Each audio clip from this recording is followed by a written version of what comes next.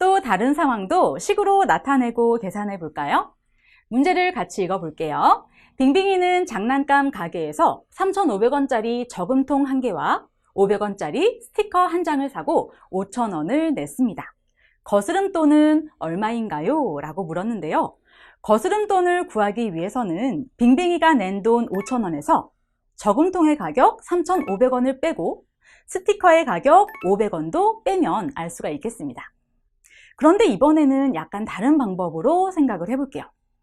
빙빙이가 2가지 물건을 샀기 때문에 그 2가지 물건이 총 얼마인지를 알아보고 그것을 5,000원에서 한꺼번에 빼볼 수도 있겠죠. 빙빙이는 3,500원짜리 저금통과 500원짜리 스티커를 샀기 때문에 3,500 더하기 500을 하면 물건의 가격이 총 얼마인지 알 수 있겠고요. 그것을 5,000원에서 빼야 합니다. 식을 이렇게 만들어 볼 수 있겠죠. 3,500 더하기 500을 5,000원에서 빼면 되는 건데요. 우리는 이 부분을 먼저 계산해야 하기 때문에 여기에 이렇게 괄호를 표시해서 먼저 계산하는 것을 이렇게 식으로 완성을 해놔야 됩니다. 그러면 이렇게 덧셈과 뺄셈이 섞여 있는 또 괄호가 있는 혼합 계산식이 만들어지겠죠. 이 계산은 어떻게 해야 하는지 한번 정리해 볼게요. 우리는 물건의 가격을 먼저 더해야 하기 때문에 이렇게 괄호로 묶어놨습니다. 이 부분을 먼저 계산해 줘야 되고요. 그 다음으로 빙빙이가 낸 돈 5,000원에서 이 물건의 가격을 빼야 하겠죠. 바로 이 부분을 2번째로 계산해 주면 되겠습니다. 괄호가 있는 부분 3,500 더하기 500을 계산하면 4,000이기 때문에 이 식은 5,000 빼기 4,000 이라고 이렇게 계산해 볼 수 있겠고요. 5,000에서 4,000을 빼는 것을 계산하면 1,000이죠.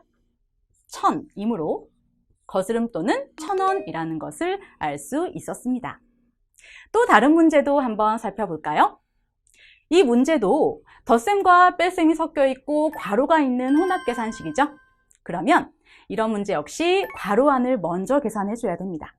이 부분이 첫 번째, 그 다음에 빼는 것을 2번째로 계산해 주시면 돼요. 괄호 안을 먼저 계산하면 4 더하기 12는 16이므로 28 빼기 16이라고 이렇게 정리해 볼 수 있고 28에서 16을 빼면 얼마죠? 이것은 12이므로 결과는 12로 구할 수가 있었네요. 이 문제처럼 덧셈과 뺄셈이 섞여 있고 괄호가 있는 혼합 계산식에서는 괄호 안을 먼저 계산해야 한다라는 점을 꼭 기억해 주세요. 두 식은 어떻게 다른가요? 두 식에 있는 수는 같은데요. 이 왼쪽에 있는 식은 괄호가 없고 오른쪽은 괄호가 있죠. 괄호가 없고 있고에 따라서 계산 순서가 달라집니다. 왼쪽 식을 먼저 보면 뺄셈과 덧셈이 섞여 있는 혼합 계산식이죠. 이런 경우에는 앞에서부터 차례로 계산해 주는 거죠. 그래서 바로 이 뺄셈을 먼저 계산하고 그 다음으로 덧셈을 계산해 주면 됩니다. 하지만 괄호가 있을 때는 괄호 안을 먼저 계산한다라는 것을 꼭 기억해 주세요. 괄호 안에 있는 덧셈을 먼저 계산하고 그 다음에 밖에 있는 뺄셈을 계산해 주시면 되겠습니다. 한번 이 순서대로 계산해서 결과가 어떻게 다른지 살펴보겠습니다.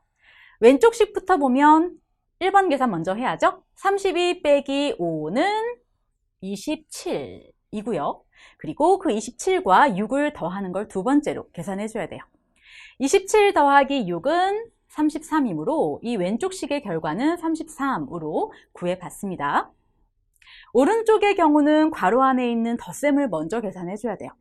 5 더하기 6은 11이죠.